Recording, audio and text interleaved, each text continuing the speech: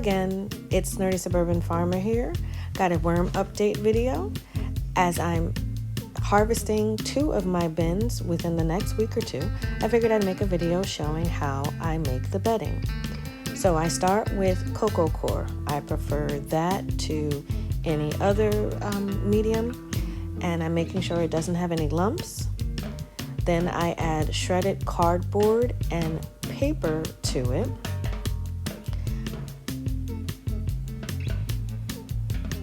Once I've added what I think is the proper amount and removed any unprocessed parts, I mix together the bedding and the cocoa coir. Then I add some of the worm chow to it to give some type of nutrient into the fresh bedding. Once I've mixed in the worm chow, then I add water. Now with the water, you don't want to add too little, and you definitely don't want to add too much because you don't want the bedding soaking wet. So I add less in the beginning and mix it in. It may take a little bit to get the water to fully absorb into the cardboard and the cocoa coir, but my goal is to have it be damp but not too moist, and to not have any standing water at the bottom once I'm done. Once everything is mixed in to my satisfaction, I loosely form it into a loaf, then cover it with a plastic covering loosely and let it sit till I'm ready to use it. Now moving over to my worm bins, the 2 top bins, which are the regular totes, no holes at the bottom, are still pretty wet. As I look at them, with trying to use the screen and the cheesecloth, it doesn't seem that the worm bins are getting any drier, which I'm assuming is a product of just being in New Jersey in the high humidity. So the shredded cardboard that I put inside the bin was still relatively dry, so I am going to mix it up this week just to try to distribute the cardboard throughout the bedding. And as I was moving it around, I did notice I had quite a few clumps of cardboard that were just completely dry.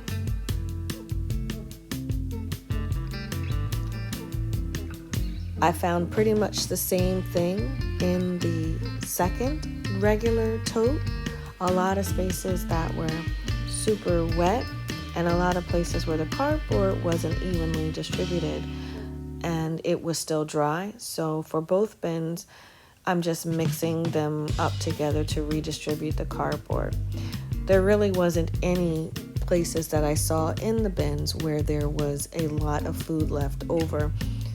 So at least the worms are getting to the food and they seem to be happy despite the really wet conditions.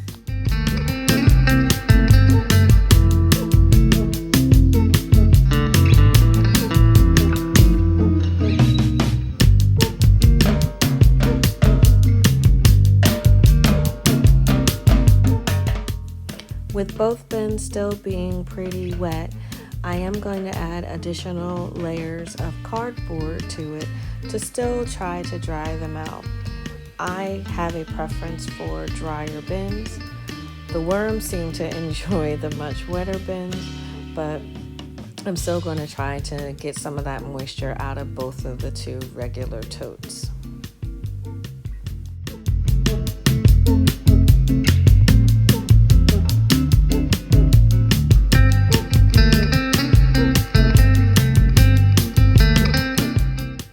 Once I've mixed in the cardboard to my liking, I'm going to pocket feed both worm bins with a slightly smaller feeding than I normally would, because I have really only super wet things left like watermelon. So I'm giving them a smaller portion, and the portion of the fresh food doesn't matter since I did give them quite a bit of cardboard and they do use that as a food source.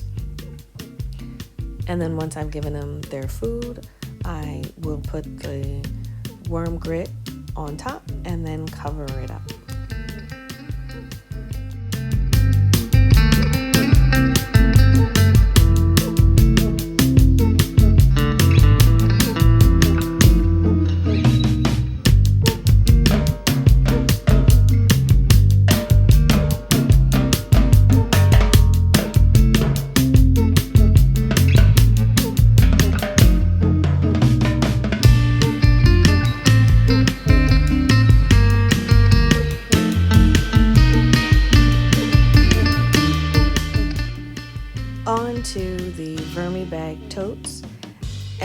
of the two types between the regular tote and the vermibag tote, my preference is definitely for the vermibag totes, as it does keep the material much drier than the regular tote.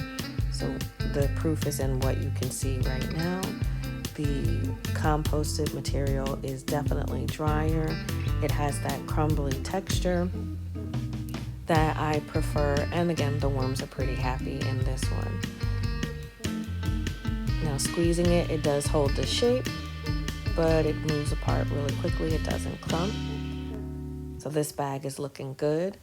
And I'm choosing to not feed this tote so that it can go to harvest. So the material that I made at the beginning of the video will be used to migrate the worms out. So I just put a little bit of the grit on top, and I'm going to close this up, and next week I will be dumping this out so it can get ready to migrate.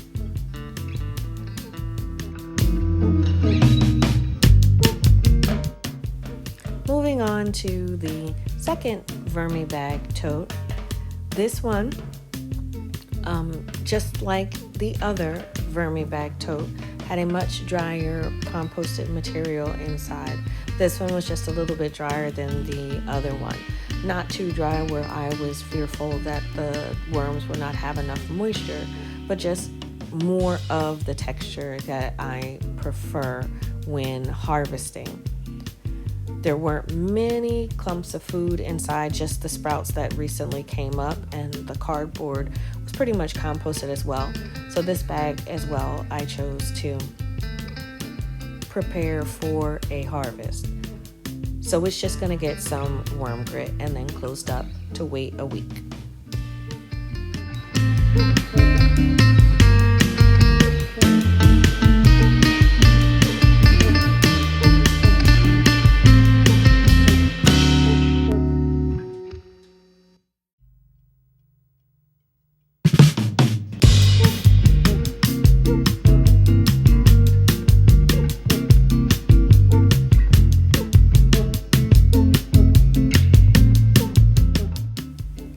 And the last bag, the vermibag mini.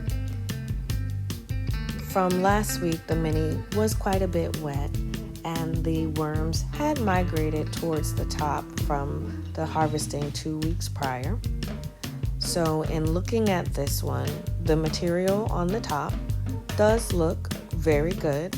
The worms are on a layer at the top, so they've still stayed to the top, which is where you want your worms to be.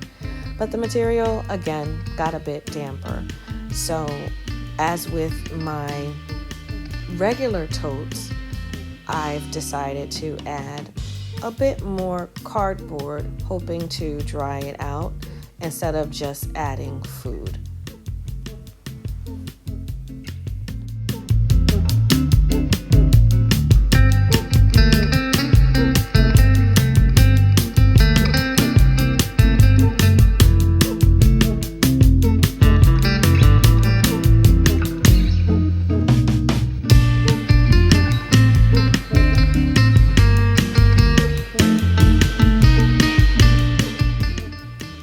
I've chosen to go with what is a smaller than normal feeding for the vermibag mini as well. With the addition of the cardboard, that does become a food source, just like with the totes. But all I had were sweet items, and because these are water-laden fresh fruit, I opted to limit the amount of fresh food as I added additional cardboard to try to get some of that wetness out of the bag. And the process to close up this bin is adding the grit just like the other ones, and then I do still keep the plastic as there's a much larger area to cover for the vermibag, so I don't want it to dry out too fast, so I did keep the plastic on there.